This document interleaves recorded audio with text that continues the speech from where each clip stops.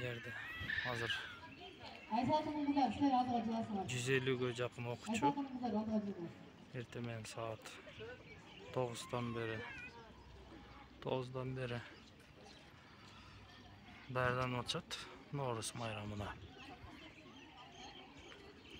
Окуучулар эмне болду? Жука кийиндирип коюптур. Погода, аба ырайы суук. Ага карабастан эжекелери кабып силкип даярданып атат. Көрүңүздөр. Лелина эки тарабы тосулган. Бул тарапта тосулган. Бул тарапта тосулган, мына тарап. ГАИ кызматкерлери тосуп турат. Өзү шаарда ГАИ жетпейт. Ушуну бул Дом культуранын алдында өтө берсе болушат. Жолду тостуруп алышып, ушуну элге да зыян келтиришип турушат. Көрүңүздөр.